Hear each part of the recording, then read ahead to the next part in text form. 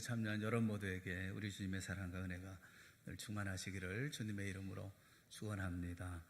오늘은 부활절입니다. 예수님께서 사망 권세를 깨뜨리시고 부활하셨습니다. 이제는 죽음의 권세가 더 이상 힘을 발휘하지 못합니다. 이것이 부활 메시지의 핵심입니다. 그런데 마귀는 자꾸만 장난을 합니다. 부활절 메시지의 논점을 흐리게 만드는 것입니다. 그것은 부활이 사실이냐 아니냐 따지는 논쟁으로 끌고 가려고 하는 것입니다. 성경은 예수님께서 부활하셨다 딱 한 줄로 말씀을 합니다. 이게 사실이기 때문에, 팩트이기 때문에 사실 여부를 논쟁거리로 삼지 말라는 것입니다. 이건 기정사실입니다. 그런데 성경이 더 중요하게 여기는 것이 있습니다. 그것은 바로 이 사실이 말씀해주고 있는 메시지입니다. 부활의 사실, 그것은 굉장히 중요한 일입니다. 그런데 그보다 더 중요한 것은 그 부활의 메시지를 붙들어야 한다라는 것입니다. 부활이 무엇을 말씀하고 있느냐. 사실은 중요하죠. 팩트도 굉장히 중요합니다. 그런데 우리에게 힘을 주는 것은 메시지입니다. 집사람과 함께 차를 타고 고속도로를 가다가 갑자기 급한 상황을 만났습니다. 급정거하면서 사고를 간신히 모면을 했습니다. 그러고 오면서 집사람한테 한 소리 듣겠구나. 무슨 운전을 그렇게 해요. 이런 말을 듣겠구나. 이렇게 생각하면서 좀 걱정이 됐습니다. 그런데 집에 올 때까지 아무런 말이 없던 아내가 집에 돌아서자마자 참 감사하다. 너무 고맙다. 그렇게 말을 합니다. 영문을 모르겠는 거예요. 도대체 뭐가 감사한 건가? 자주 놀라는 사람이라 사고 날 뻔한 것 때문에 좀 화가 났었나 생각을 했는데 오히려 감사하다고 하니까 뭐가 감사할까? 근데 집사람 말이 급정거하는 그 순간에 제가 오른손으로 집사람을 이렇게 막아주었다는 거예요. 저는 기억도 없는데, 그런데 그때 너무 행복했다는 것입니다. 하마터면 사고가 날 뻔했어요. 그건 팩트입니다. 급정거한 거, 그 사실이에요.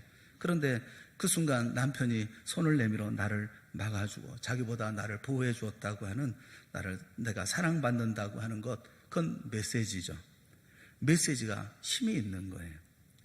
예수님께서 십자가에 달려 돌아가신 거, 그거 팩트입니다. 사실입니다. 그런데 십자가에 예수님이 죽으신 것이 나를 위해 죽으셨다는 것이 메시지예요. 내가 믿는 하나님이 나를 위해 죽으셨다. 그것이 우리에게 힘을 주는 메시지입니다. 전능하신 하나님, 그건 사실입니다. 하나님이 전능하시다. 그런데 그 하나님이 나를 사랑하시고 나를 위하신다. 그게 메시지입니다. 그래서 우리는 항상 그 메시지 중심으로 생각할 줄 알고 옮겨갈 줄 알아야 합니다. 그래서 부활의 사실을 보면서 부활 메시지를 추적해야 합니다. 마가복음 16장에 말씀하시는 부활의 메시지를 붙드는 그런 은혜의 시간이 여러분에게 되어질 수 있기를 주님의 이름으로 축원합니다. 두 가지를, 물론 많은 메시지가 있지만 두 가지를 말씀드리려고 합니다. 첫째는, 부활의 메시지는 막힌 도를 열어버렸다는 것입니다. 예수님께서 십자가에 달려 죽으셨습니다. 그런데 남자들은 다 도망쳤어요. 그래서 남자들의 믿음이라는 게 별로 의지할 것이 못 된다 하는 것을 우리가 알 수가 있어요.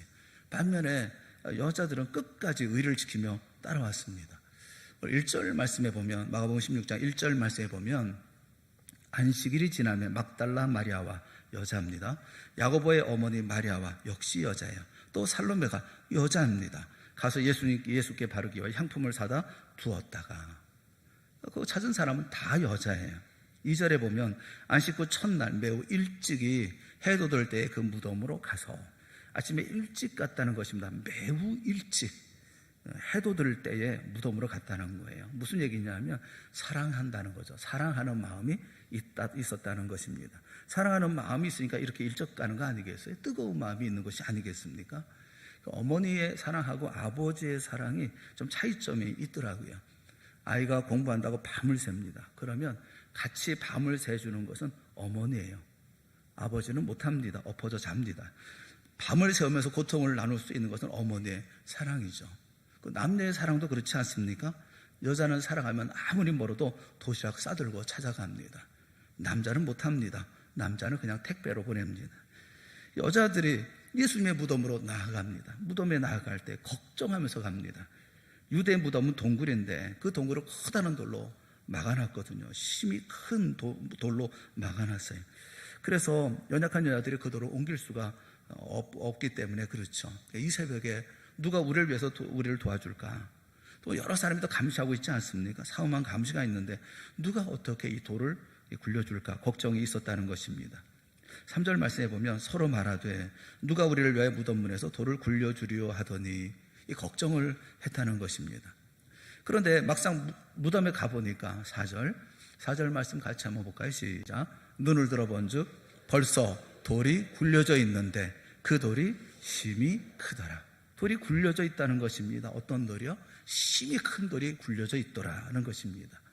부활의 능력이 뭡니까? 막힌 돌, 심히 큰 돌이지만 다 굴려버렸다는 것입니다. 막혀있는 분들이 다 열어 젖혀졌다는 것입니다. 우리 인생 가운데도 그렇지 않습니까? 이렇게 막혀있는 돌들이 얼마나 많이 있습니까? 부활의 능력이 이 돌들을 굴려버리는 힘이 있다는 거예요. 지금도 이렇게 마음을 누르는 우리 마음을 누르는 돌들이 있잖아요. 부활의 능력이라고 하는 것은 그 돌들을 굴려버리고 뚫어버리는 역사가 있다는 것입니다. 이런 역사가 여러분에게 늘 충만하시기를 주님의 이름으로 축원합니다. 부활의 능력을 소유하며 살아가는 거, 그건 정말 중요한 거예요. 인생 삶에서 제일 막힌 큰 돌이 뭡니까? 관계죠. 인간 관계입니다. 사람은 관계가 편안하지 않으면 행복하지 않아요. 인간의 모든 풍성함은 관계에서 나옵니다. 인간 관계에서 다 나오는 거예요. 그런데 이 관계가 다 깨져버렸습니다. 왜 깨져버렸느냐 하면 그 뿌리에 죄가 있기 때문에 그래요. 우리의 죄성이 있기 때문에. 죄성의 뿌리가 뭡니까? 탐욕입니다. 나만을 위한 생각. 그래서 자기 것을 다 가지려고 자기 이익에만 매달리다 보니까 모든 관계가 다 깨져버리고 마는 거예요. 신앙생활을 하면서 내 믿음 생활이 풍성해진다는 것이 뭐냐면 자꾸 희생하려고 하고 섬기려고 하고 그래서 관계가 좋아지는 거예요. 사랑하는 여러분, 자기가 가지고 있는 모든 자원을 부어서 그래서 인간관계로 회복시키는 것, 그게 복음의 진수입니다. 신앙생활 제대로 하는 거예요. 누가복음 12장 13절에 보면 어떤 사람이 예수님을 찾아왔어요. 그리고 요청합니다. 선생님, 내 형을 명하여 유산을 나와 나누게 하소서라고 요청을 해요. 그랬더니 예수님께서 약간 언성을 높이시면서 12장 14절에 이렇게 말씀합니다. 이 사람아, 누가 나를 너희의 재판장이나 물건 나누는 자로 세웠느냐. 그러면서 뭐라고 말씀하시느냐 하면 누가복음 12장 15절 말씀에 이렇게 말씀합니다. 삼가 모든 탐심을 물리치라. 그렇게 말씀하세요. 사람의 생명이 그 소유에 넉넉한 데 있지 아니하니라. 무슨 말씀을 하고 있습니까? 형하고 지금 유산 나누는 얘기 가지고 왔는데 예수님께서는 탐심을 물리치라. 그렇게 말씀하고 계세요. 지금 얼마나 많이 소유할 것인가 그 싸움 벌이고 있지 않느냐. 그것은 잘못된 것이라는 거예요. 내가 가지고 있는 물질과 재산을 가지고 관계를 세우는 데 쓰라는 것입니다. 아니, 형하고 관계를 제대로 세우지 못하는데 무슨 인간관계를 맺겠다고 그러느냐. 예수님께서 질책하시는 거예요. 그러면서 예수께서 들어주신 비유가 있습니다. 그 비유가 뭐냐면 어리석은 부자예요.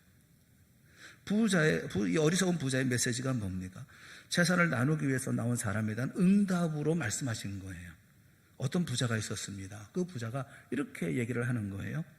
누가복음 12장 18절 19절 말씀에 보면 내 곡간을 헐고 더 크게 짓고 내 모든 곡식과 물건을 거기 쌓아두리라. 또 내가 내 영혼에게 이르되 영혼아 여러 해 쓸 물건을 많이 쌓아두었으니 평안히 쉬고 먹고 마시고 즐거워하자 하리라. 그러면서 예수님께서 뭐라고 말씀하십니까? 누가복음 12장 20절 말씀입니다. 우리 다 같이 한번 봅시다. 시작. 하나님은 이르시되 오늘 밤에 내 영혼을 도로 찾으리니 그러면 내 준비한 것이 누구의 것이 되겠느냐. 이 부자의 어리석음은 소출의 풍성함만 기뻐했다는 거예요. 그래서 더 크게 짓자, 더 쌓아두자, 더 쉬자, 더 먹자, 더 즐거워하자, 더 하자, 더 그것이 그 사람의 인생이었다는 것입니다. 언제까지? 죽을 때까지. 하지만 우리 가운데 누가 이 사람을 비난할 수 있겠어요? 우리도 그렇잖아요. 아이가 시험을 봤는데 한 과목을 100점 받아왔어요. 여러분 기쁩니까? 100점 받아 한 과목을 주목하는 게 아니라 다른 과목의 점수를 보시잖아요. 왜 날 빤히 쳐다보셔요? 그렇잖아요. 두 과목 100점 받았어요. 그러면 여러분 그거 기뻐합니까? 그러잖아요. 두 과목만 잘하면 되냐? 그러잖아요. 전 과목 100점을 받았어요. 그럼 기뻐하십니까? 니네 학교에서 1등만 하면 되냐? 너 같은 애가 전국에 수두룩해. 그러지 않나요? 생명이 뭐냐면 누리는 거예요. 20대는 20대의 것을 누리고 30대는 30대의 것을 누리는 것입니다. 학생들이 공부만 할 때입니까? 10대가 얼마나 또 아름다운 때입니까? 그걸 누려야 되는 것이 아니겠어요? 하나님께서 우리에게 더 주신 것이 있어요. 더 주신 것은 쌓아두고 놔두고 먹으라고 주신 것이 아니에요. 나누라고 주신 거예요. 더 주신 것을 나눔을 통해서, 섬김을 통해서, 또 그리고 베풀음을 통해서 관계를 회복하라는 것입니다. 지금 내게 있는 것을 누리지 못한다면 탐욕 가운데 마귀의 괴계에 빠져버리고 마는 것이 아니겠어요? 제가 어릴 때는 학생 수가 굉장히 많았습니다. 초등학교 수업도 2부제 수업을 했어요. 오전반이 있고 오후반이 있고, 어떤 때는 교실은 모자라가지고 저녁반까지 있어요. 3부제 수업을 할 때도 있었습니다. 그래 뭐 공부가 되겠어요? 그러니까 1학년 때 학교를 오게 되어지면 엄마하고 학교에 오지 않는 아이가 없었어요. 다 엄마가 아이들 데리고 옵니다. 엄마들이 다 전업주부였기 때문에 그래요. 그때 여권 신장 운동이 벌어졌었죠. 그 여자분들이 우리도 배운 만큼 배운 사람인데 직장을 가져야 된다. 왜 집에서 살림만 해야 되느냐. 열심히 일해야 된다. 돈을 같이 벌어야 된다. 뭐 자아실현 해야 된다. 뭐 이러면서 사회 진출을 해나갔죠. 열심히 점점 직장에 들어가기 시작했습니다. 요즘 결혼하는 자매의 꿈이 뭔지 아십니까? 결혼하는 자매의 꿈 알아요? 우리 결혼할 요즘 자매들의 꿈이 뭐냐면 돈 잘 버는 남자 만나서 집에서 살림하는 게 꿈이에요. 미국의 최고의 이상이 뭐냐면 남자는 돈 벌고 여자는 집에서 살림하는 것입니다. 그것은 부자만 그럴 수 있어요. 웬만한 사람은 그렇게 할 수가 없습니다. 맞벌이 하지 않으면 생활을 할 수가 없어요.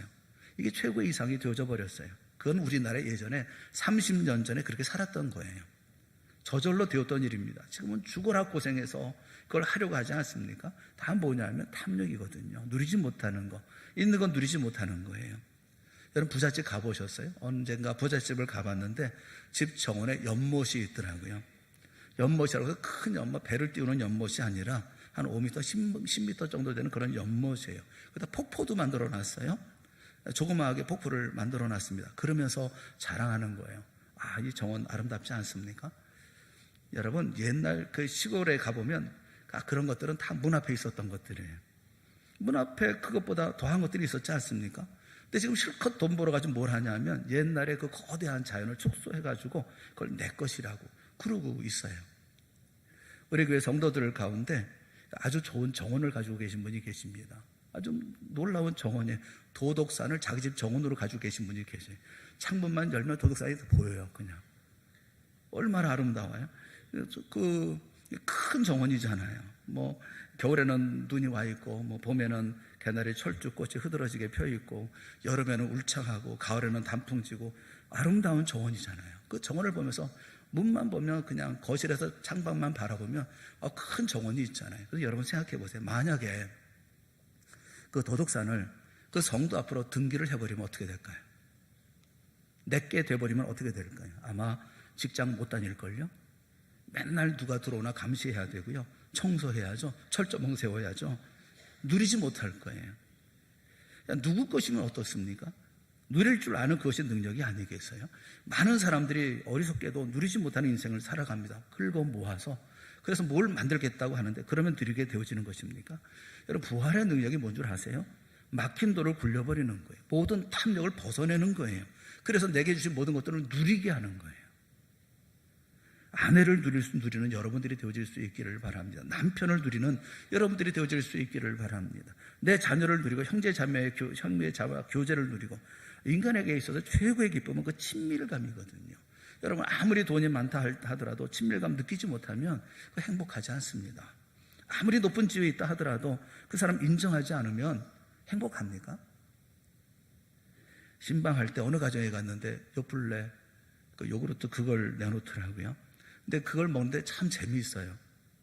그 먹는 거 보니까 아이부터 대통령까지 요플레 먹는 것은 다 똑같더라고요. 뚜껑을 열고 그 다음에 핥아 먹어요. 그렇게 안 먹는 사람 한 사람도 못 봤어요. 다 핥아먹더라고요. 천진난만하게 다 핥아먹습니다. 목사도 핥아먹고 권사도 핥아먹고 닦아먹고 있더라고요. 그 입가에 또 묻히면서 이렇게 먹고 있어요. 그 교제를 위한 훌륭한 먹거리겠다, 그런 생각이 들어요. 먹으면서 한참 웃었어요. 친밀감이 넘쳐요. 같이 이렇게 먹은 사람들은 참 친밀감이 넘쳐요. 뭐 그렇다고 신방 때마다 요플레 내놓거나 그러면 안 돼요. 여러분, 우리가 기쁨을 가지고 무슨 일을 하든지 행복을 가지고 살아야 되지 않겠어요? 누릴 수 있다고 하는 것은 가진 것이 누리게 하는 게 아니에요. 부활의 능력으로 말미암아 우리가 삶을 살아갈 때 그때 누릴 수가 있는 것이고, 그것이 모든 담을 뚫어낼 수가 있는 것이고 굴려낼 수가 있는 것이죠. 미국의 젊은이 사역을 하고 있는 맥스 루케이도라는 목사님이 계십니다. 그분의 책에 나온 예화 가운데 이분이 목장을 하는 친구에 관한 이야기를 하고 있어요. 어렸을 적에 밤이 늦어서 그 친구, 아버지가 목장하는 그 친구의 집에서 잠을 자야 할 일이 있었답니다. 밤늦게 그 친구 아버지의 목장을 찾아갔답니다. 목장이니까 도시가 아니니까 불이 다 꺼져 있죠. 가로등도 없고 캄캄한데 문을 두드렸어요. 아버지 문 열어주세요. 그랬더니 안에서 묻더라는 거예요. 누구세요? 저예요. 아들이 대답을 하니까 아버지가 문을 열어주었어요. 그래서 들어갔답니다. 아버지가 묻더래요. 저녁 먹었냐? 못 먹었습니다. 그랬더니 어머니를 불러가지고 맛있는 음식을 잔뜩 차려서 마음껏 먹어라. 먹고 푹 자고 내일 가라. 이렇게 얘기해 주더라는 거예요. 별것도 아닌 얘기죠. 그냥 일상적인 얘기 아니겠어요? 근데 맥스 루케이도 목사님은 이 이야기를 하면서 깊이 깨달은 것이 있다는 거예요. 만약에 자기가 혼자 밤늦게 이 집 문을 두드리면서 문 열어주세요. 그러면 문 열어줬겠느냐는 거예요. 쾅쾅 두드리면서 야단을 치면 아마 총 들고 나왔을 거라는 거예요. 어떤 놈이야 하고. 그런데 문을 열어준 이유가 뭐냐면 그 집 아들과 함께 왔기 때문에. 아버지. 그러니까 그냥 문을 열어주더라는 거예요. 게다가 아들이 배가 고프다고 하니까 어머니가 나와서 풍성한 음식을 차려주더라는 거예요. 누구 때문에? 아들 때문에. 우리가 하나님 앞에 나아갈 때 우리 혼자 나아가면 문 열어주시겠어요? 그런데 하나님의 아들이신 예수님과 함께 가면 문이 열린다는 거예요. 예수님 드실 때 숟가락 하나 더 얹어서 같이 먹으면 되는 거 아니겠어요? 우리는 그리스도와 함께 한 동일 티켓을 가지고 있는 살아가는 사람들이라는 거예요. 모든 문이 다 열리고 모든 것을 다 누릴 수 있는 능력이 우리에게 임하여 있다는 것입니다. 부활의 능력이 뭔지 아시겠어요? 예수님의 십자가의 능력을 의지해서 하나님 앞에 나아가는 길이 열린 거예요. 그래서 우리가 가진 모든 죄악의 탐욕들을 다 내려놓게 되어지는 것이고, 우리 앞에 놓여있는 모든 장애물을 그래서 우리는 다 굴려버려서 인간관계 이런 모든 것들이 회복하게 되어질 수가 있다는 것입니다. 이것이 부활의 능력이라는 거예요. 부활의 능력을 힘입어 살아가는 사람은 더 이상 세상의 능력으로 살지 아니하고 동원의 능력으로 살아가지 아니하고 힘의 어떤 논리를 가지고 삶을 살지 않는다는 거예요. 주님께서 우리에게 베푸신 그 힘을 가지고 주님과 함께하는 능력으로 이 역사를 이루어 나갈 수 있다는 것입니다. 그래서 우리 앞에 있는 모든 돌들을 굴려버릴 수가 있다는 거예요. 우리 모두 부활의 능력으로 풍성함을 누리는 우리 모두가 되어질 수 있기를 주님의 이름으로 축원합니다. 부활의 메시지의 첫째는 돌을 굴려버렸다는 거예요. 두 번째 메시지는 무덤의 자리를 떠나라는 것입니다. 5절에 보면 무덤에 들어가서 흰옷을 입은 한 청년이 우편에 앉은 것을 보고 놀라매. 흰옷 입은 청년이 누굽니까? 천사죠. 그 천사가 뭐라고 합니까? 6절에 보면 청년이 이르되 놀라지 말라. 너희가 십자가에 못 박히신 나사렛 예수를 찾는구나. 그 다음에 그가 살아나셨고, 무슨 말씀이에요? 부활하셨다라는 것이죠. 여기 계시지 아니하니라. 무덤의 자리, 사망의 자리에 계시지 않는다는 거예요. 보라, 그를 뒀던 곳이니라. 부활의 메시지가 뭡니까? 무덤의 자리, 사망의 자리에 있어서는 안 된다는 거예요. 거기를 떠나야 된다는 것입니다. 무덤은요, 아무리 아름답게 꾸며도 아름다운 게 아니에요. 아무리 대리석으로 꾸미고 꽃을 갖다 놓아도 아름다운 비석으로 꾸민다 하더라도 아름답지 않아요. 왜냐하면 거기 죽음의 자리이기 때문에 그렇습니다. 거기 머무를 사람이 누가 있어요? 오히려 너무 무서우니까 아름답게 꾸미는 것이 아니겠어요? 무덤에 사는 사람이 없죠. 무덤은 떠나는 것이 아닙니까? 그런데 많은 사람들이 지금도 무덤의 자리를 떠나지 못하는 사람들이 있다는 것입니다. 무덤 속에 살아가는 사람들이 있어요. 걱정이나 근심이나 절망감이나 실패감, 자포자기 이런 것들에 사로잡힌 사람들이 있어요. 무덤의 자리는 떠나야죠. 두려움의 자리는 떠나야죠. 어떤 사람은 걱정과 근심이 너무 커서 잠을 못 이루는 사람들이 있습니다. 바짝바짝 말라가고. 주님께서 뭐라고 말씀하십니까? 마태복음 6장 27절에 너희 중에 누가 염려함으로 그 키를 한 자라도 더 할 수 있겠느냐 말씀하고 계셔요. 염려하지 말라고 하시는 거잖아요. 굳이 염려하지 말아야 할 이유를 둔다면 주님의 명령이지 않습니까? 우리가 주님의 제자라면서요, 우리가 주님의 종이라고 얘기하잖아요. 주님 하고 얘기하잖아요. 요한복음 14장 1절에 너희는 마음에 근심하지 말라 하나님을 믿으니 또 나를 믿으라 하셨잖아요. 그럼 왜 염려합니까? 주님께 맡겨버려야죠. 믿는다고 하면서도 계속 무덤의 자리에 앉아있는 사람이 있어요. 염려의 자리에서, 근심의 자리에서. 그래서 양비간의 주름이 사라질 날이 없어요. 얼굴에 주름도요, 웃어서 생기는 주름도 있고요, 또 찡그려서 생기는 주름도 있어요. 크리스찬의 주름은 어떤 주름이 되어야 되겠습니까? 요한복음 21장을 보면 베드로의 이야기가 나옵니다. 베드로가 예수님을 3번 부인하죠. 낙심을 해서 나는 물고기 잡으러 가노라. 예수님 부활하신 소리를 안 들은 게 아니에요. 들었습니다. 못 들은 게 아닙니다. 알고 있거든요. 알고도 자기 자신의 실패로 인해서 더 이상 예수님의 부활이 자기와는 상관없는 일이라고 생각이 되어지는 거예요. 무슨 면목으로, 무슨 얼굴로 거기를 가나. 어떤 사건이 벌어져도 나와는 상관없는 일이 되어져 버리고 만 것입니다. 그래서 나는 고기 잡으러 간다. 고기나 잡으러 간다. 근데 실수하게 만드는 것은 그 베드로는 어부이기라도 하잖아요.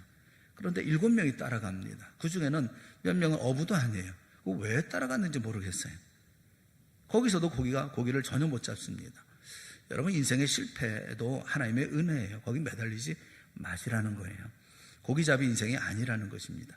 예수님이 오셔서 묻죠. 고기가 있느냐? 없습니다. 배 오른편에 그물을 던지라. 그랬더니 그물을 들 수 없을 정도로 고기를 많이 잡게 되죠. 그때 잡았던 고기가 153마리. 누군가 주시라. 그러니까 베드로가 물속으로 뛰어내립니다. 그리고 예수님과 나눈 대화가 중요해요. 예수님께서 베드로에게 묻습니다. 내가 이 사람들보다 나를 더 사랑하느냐라고 물으셨을 때 베드로는 내가 주님을 사랑하는 줄 주님께서 아시나이다 라고 겸손하게 대답합니다. 예수님께서 내 양을 먹이라, 내 양을 치라, 내 양을 먹이라 말씀하시면서 베드로에게 소명을 회복시켜 주셨습니다.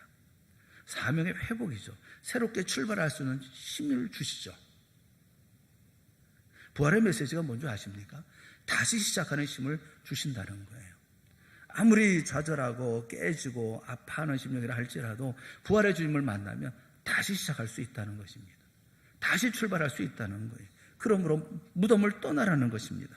주님의 부르심에 응답하고 주님이 주시는 새 힘으로 주님의 역사에 동참하라는 거예요. 사도 바울이 빌립보서 3장 10절부터 말씀했던 그 고백이 있어요. 유명한 고백인데 10절과 11절에 뭐라고 말씀을 시작하느냐 하면 내가 그리스도와 그 부활의 권능과 그 고난의 참여함을 알고자 하여 그의 죽으심을 본받아 어떻게 해서든지 죽은 자 가운데서 부활에 이르려 하노니 부활에 이르기를 원한다. 근데 그 다음 말씀이 12절부터 14절 말씀 우리가 너무나 잘 알고 있는 그런 말씀이에요. 우리 한번 다 같이 읽어봅시다. 시작. 내가 이미 얻었다 함도 아니요 온전히 이루었다 함도 아니라 오직 내가 그리스도 예수께 잡힌 바 된 그것을 잡으려고 달려가노라. 형제들아, 나는 아직 내가 잡은 줄로 여기지 아니하고 오직 한 일, 즉 뒤에 있는 것은 잊어버리고 앞에 있는 것을 잡으려고 표대를 향하여 그리스도 예수 안에서 하나님의 위에서 부르신 부름의 상을 위하여 달려가노라. 아멘. 그런데 이 말씀을 앞뒤를 잘 생각해 보세요. 앞부분에는 내가 부활에 이르려 한다, 부활을 붙든다. 그런데 갑자기 뒷부분에는 표대를 향해서 달려간다. 연결이 잘 안 되는 것 같아요. 부활하고 그 다음에 충성하고 소명을 이루는 것 같은. 근데 여러분 그렇지 않습니다. 이 10절과 11절에 바울이 붙든 것은 부활의 메시지예요. 부활이 내 가슴 속에 있어요. 내가 부활에 이르려 한다라고 고백을 합니다. 그랬더니 12절 뒤에 12절 그 이후에 말씀하고 있는 것이 뭐냐면 그러고 나니까 내가 부활의 자리 가운데 나아가고 부활을 붙들려고 나아갈 때 뒤에 있는 것은 잊어버리고 앞에 있는 표대를 향해서 내가 힘차게 달려간다라고 얘기하고 있는 게 무슨 힘입니까? 이게 부활의 능력이죠. 부활의 능력으로 만드는 힘인 거예요. 부활의 능력이 임한 사람은 과거에 매여 있지 않습니다. 부활의 능력을 가지고 살아가는 사람은 과거의 아픔 속에 살지 않습니다. 무덤 속에 머무는 사람이 없어요. 사망 속에 머무는 사람이 없습니다. 오히려 표대를 향해서 힘차게 나아가는 인생이 된다는 거예요. 더 이상 부활의 능력을 붙들고 과거에 매이는 사람이 되지 마십시오. 과거의 상처에 매이는 사람이 되지 마십시오.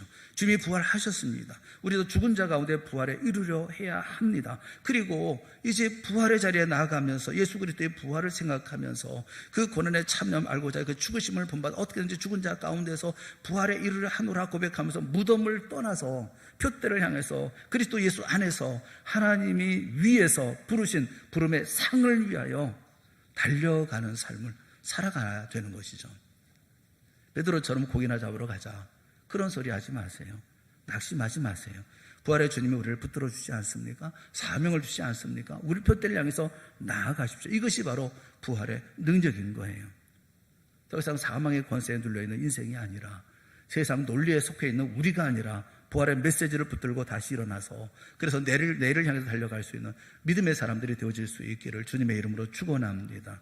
부활의 능력은요, 모든 막혔던 돌들을 굴려버립니다. 부활의 능력은요, 무덤을 떠나서 표대를 향해서 힘차게 다시 시작하는 힘을 주어지는 것이 부활의 능력이에요.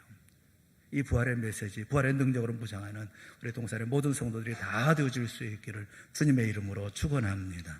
함께 기도하겠습니다. 사랑하는 하나님 아버지, 부활절에 우리가 예배합니다. 막연한 예배가 되지 않게 하여 주시옵시고 부활의 메시지를 가슴에 담는 우리 모두가 되게 하여 주시옵소서. 성령이여 우리 사랑하는 모든 성도들의 심령 가운데 진정 부활의 메시지를 들려 주시옵시고 메시지를 통하여 깨달음 있게 하여 주시옵시고 주 앞에 일어서는 우리 모두가 되게 하여 주시옵소서. 예수님의 이름으로 간절히 기도드리옵나이다. 아멘.